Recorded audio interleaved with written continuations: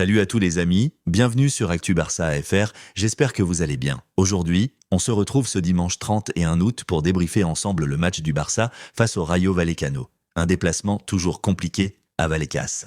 Avant de commencer, n'hésitez pas à vous abonner à la chaîne, activer la cloche pour ne rien rater de l'actualité du Barça et à lâcher un gros pouce bleu pour soutenir le projet. Allez, on plonge directement dans l'analyse de ce match qui franchement a été tout sauf facile pour les Blaugrana. Contexte et historique. Ce qu'il faut savoir, c'est que le Barça n'a gagné qu'une seule fois lors de ses 4 derniers déplacements à Vallecas. C'était la saison dernière, avec notamment un grand Daniel Ulmo qui avait fait la différence. Donc, on s'attendait déjà à une rencontre compliquée, et ça s'est confirmé ce soir. Le 11 de départ, Hansi Flick a procédé à quelques rotations. Johan Garcia dans les cages, une défense avec Eric Garcia Christensen dans l'axe, Baldé et Koundé sur les côtés. Au milieu, Frenkie de Jong, Pedri et Ulmot en meneur de jeu. Devant Rafinha à gauche, Lamine Yamal à droite, Ferran Torres en pointe. Un 11 compétitif sur le papier. Avec tout de même Lewandowski, Fermin et même Rashford sur le banc.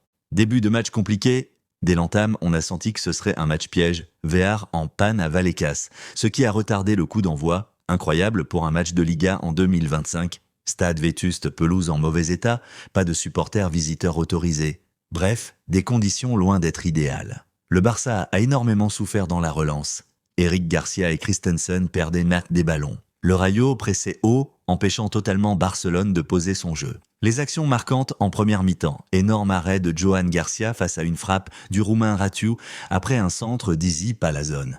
Sans lui, le Barça aurait rapidement été mené. Devant, le Barça a eu quelques opportunités. Une frappe de Rafinha, qui oublie Ferran Torres démarqué. Une belle tentative de Lamine Yamal, stoppée par le gardien du Rayo, Dimitrievski. Et une situation de Daniel Ulmot mal négociée en fin de mi-temps. Mais globalement, le Barça n'arrivait pas à tenir le ballon avec beaucoup de passes ratées, de glissades et de centres imprécis. Le pénalty de Lamine Yamal. Le tournant de la première période arrive grâce à Lamine Yamal. Sur un dribble dans un espace réduit, il provoque un léger contact dans la surface.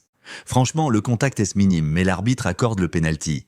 Avec un VAR fonctionnel, peut-être qu'il n'aurait pas été sifflé. Yamal transforme et permet au Barça de mener 1-0 à la pause, un avantage totalement contre le cours du jeu. Seconde mi-temps, le Barça souffre encore. Au retour des vestiaires, même scénario, le Rayo continue d'exploiter les failles sur les côtés, notamment celui de Baldé. Johan Garcia sort encore plusieurs parades spectaculaires, notamment face à Izzy Palazón et De Frutos. Le Barça, de son côté, n'a quasiment pas d'occasion. Peu d'associations offensives, beaucoup trop de ballons perdus au milieu, Rafinha invisible, Ferran peu trouvé, et Yamal qui gardait parfois trop le ballon.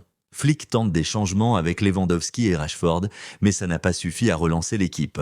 L'égalisation du Rayo. Finalement, le Barça craque logiquement sur corner. Fran Pérez était laissé seul et égalise. Défensivement, c'est une erreur inacceptable à ce niveau. Si le score reste à 1, c'est uniquement grâce à Johan Garcia, élu MVP du match avec des arrêts décisifs. Un point arraché dans la douleur, mais qui laisse énormément d'interrogations. Analyse finale, point positif. Johan Garcia, clairement l'homme du match côté Barça. Sans lui, c'était une défaite assurée. Lamine Yamal, capable de faire la différence même dans un match très compliqué. Points négatifs, un Barça dominé dans l'intensité et le pressing, un milieu de terrain incapable de tenir le ballon, un manque de créativité offensive malgré les talents présents. Une défense fragile, notamment sur coup de pied arrêté. Voilà les amis, c'était un match compliqué, un nul qui ressemble presque à une victoire tellement le Barça a souffert. Mais en tant que fan, on s'inquiète quand même du contenu proposé. Et vous, qu'avez-vous pensé de ce match? Est-ce que vous êtes satisfait du nul ou frustré par le manque de jeu proposé? Dites-le moi en commentaire.